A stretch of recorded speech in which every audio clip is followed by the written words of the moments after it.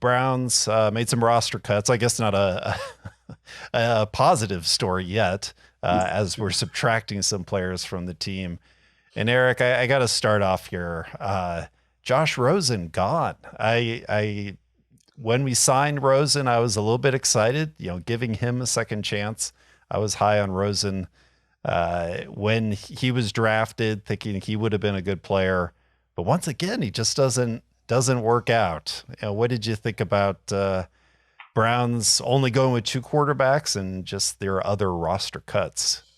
Yeah, I might have been his 7 for 20 performance against the Eagles. That surely did not help him out, but could have been the other stops he had. But yeah, that is an unfortunate story. The first round draft pick, number 10 overall.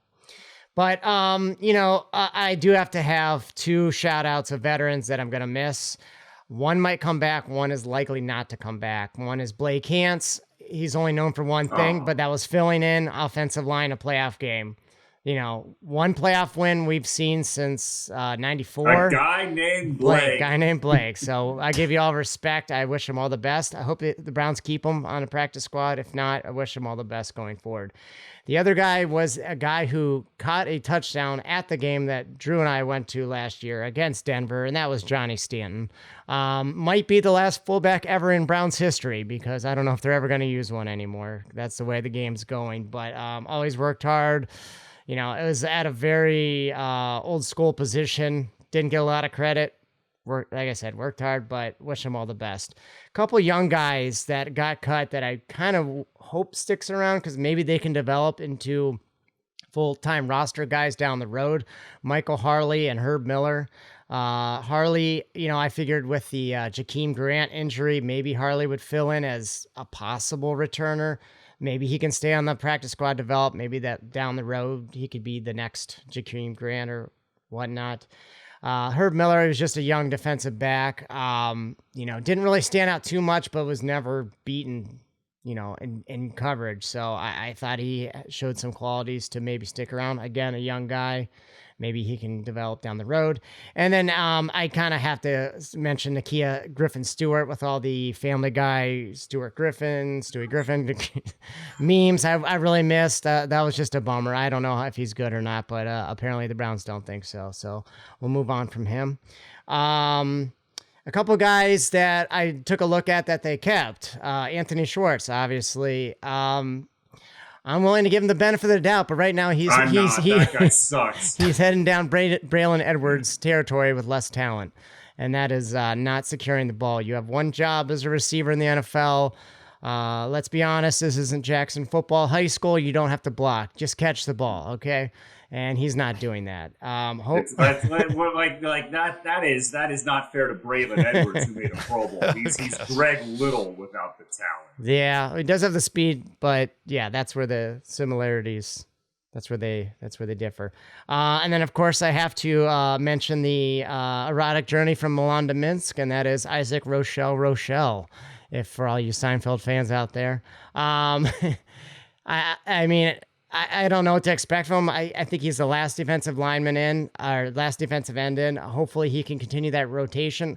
Chase Winovich has been injured for the most part of the preseason. I don't know if he'd even slide in as that third defensive end, but I know they have also Isaiah Thomas and Alex Wright competing at that position. So it's going to be a full locker room. I have hopes for him because, he is a veteran that I think could make an impact on the edge.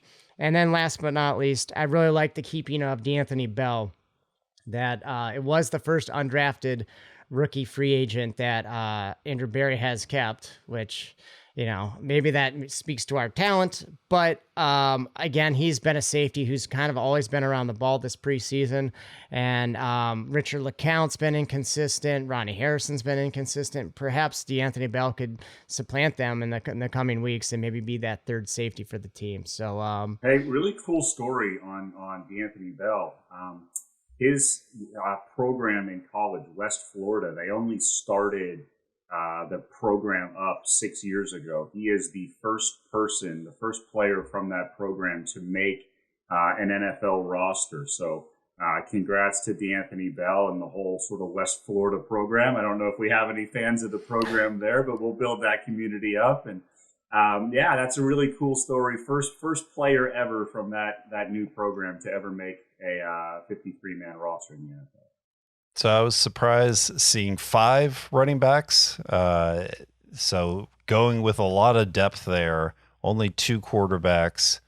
So Drew, anything else jump out? I guess the other big thing is just how talented this roster is and how difficult it is to make it onto the Browns. But yeah, anything jump out with these roster cuts?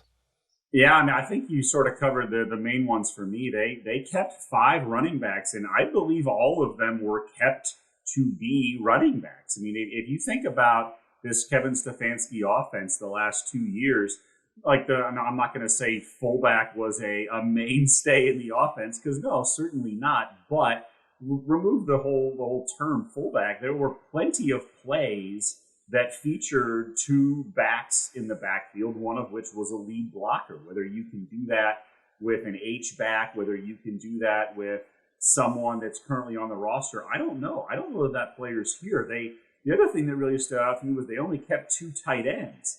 This is a team that used to routinely put 3 tight ends on the field. They would have those tight ends in the backfield.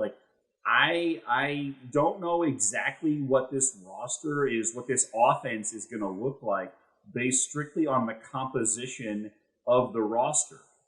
Two quarterbacks, sure. When Deshaun comes back, they'll have 3, but I don't understand exactly what this offense is going to be when the lights come on. Or is one of these guys going to play fullback? Are we going to see Kareem Hunt lead blocking for Nick Chubb and vice versa? That sounds pretty cool in theory, but none of those guys have ever done that at the NFL level on a regular basis. So that's the big intriguing piece to me. 5 running backs, 0 fullbacks, only 2 tight ends. I'm intrigued. Does this mean there's going to be changes to how the offense is structured? And if so, why not make those changes when you had a guy who preferred a spread type of an offense that featured 3 and 4 receivers and multiple backs and on the field and multiple options to throw to? Why are we, if we're changing the way the offense is designed, why are we doing that now? These are my questions. I don't have the answers to them. Perhaps nothing changes, but it's certainly intriguing to me based on that offensive roster composition. If nothing changes, how do these 20, whatever it is, 25 players, how do they build the same offense around them that they've had the last couple of years? That's a question that I don't have answers